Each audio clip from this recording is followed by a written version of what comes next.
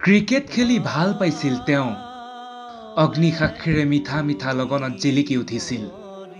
সেন্দুৰেৰে খোজ থৈছিল ৰূপালী পৰ্দাত ৰঙেৰে ৰং সানিছিল অসমীয়াৰ মনত যদি জীৱনৰ ৰংবোৰে লুকা-ভাকু খেলে যদি আশা জুয়ে পুৰা ৮৩ৰ কোনোবা এটা দিনত ৰবীন্দ্ৰ ভৱনত মঞ্চস্থ হোৱা এখন নাটকত এটা বিশেষ চৰিত্ৰত অভিনয় কৰিছিল জয়ন্ত দাসে তেতিয়ালৈ কটনিয়ান জয়ন্ত দাসক অভিনেতাৰ সলনি ক্ৰিকেটাৰ হিচাপেহে সকলোৱে চিনি পাইছিল সেইদিনা মঞ্চত এটা টৰ্চ লাইট লৈ প্ৰৱেশ ঘটিছিল ভাল ক্ৰিকেটাৰ হিচাপে পৰিচিত জয়ন্ত দাস ওখ পাখ যুৱকজনৰ মঞ্চত সাৱলীল অভিনয়ত চকুত পৰিল দৰ্শক হিচাপে উপস্থিত থকা অভিনেতা ব্ৰজেন বৰাৰ সেই সময়তে পুলক গগৈ তেওঁৰ সেন্দুৰ ছবিখন পৰিচালনা কৰিবলৈ সাজু হৈছিল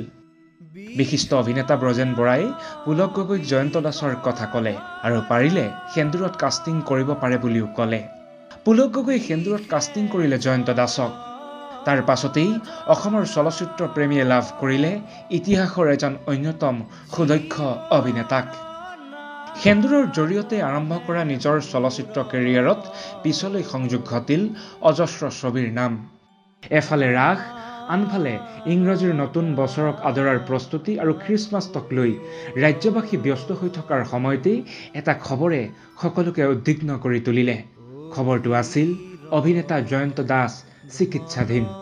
এপলো হাস্পতালৰ ভেন্টিলেটৰত আছে মৰমৰ ৰাজু দা প্ৰথম অৱস্থাত সকলোৱে ভাবিছিল বয়স বাঢ়িলে ৰোগে বিধি পথালি দিয়াটো স্বাভাৱিক অভিনেতাগৰাকীৰ পত্নীৰ আহ্বানত তেজ দিবলৈ এপলোত ভিৰ কৰিলে বহু অনুৰাগীয়ে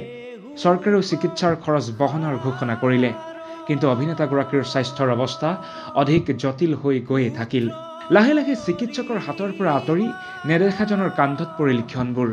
8:04 অসমবাসীয়ে কাহানিও শুনিব নিবিচৰা এটা খবৰে ৰাজ্যৰ সংবাদ শিৰোনাম দখল কৰিলে হহুৱাই ভাল পোৱা মানুহজন গ'লগৈ সকলোকে কন্দুৱাই গ'লগৈ অচিন দেশলৈ কাহানিও উভতি নহাৰ বাটেৰে গ'লগৈ মৰমৰ ৰাজুদা সাংস্কৃতিক সঞ্চালকালয়ৰ অৱসৰপ্ৰাপ্ত চাকৰিয়াল তথা অভিনেতাগৰাকীয়ে মৃত্যুৰ সময়ত ইহংসাৰত এৰি থৈ গৈছে পত্নী কন্যাসহ লাখ লাখ অনুৰাগীক অতি বজ্জাতৰ হাদ্দি আছিল মোৰ নিচিনা অসভ্য গুৱাহাটীত নাছিলে মোৰ নাম আছিলে ছাৰ ৰাজু গুণ্ডা বুলি নিউজ ৰিপৰ্ট বাৰ্তায়নী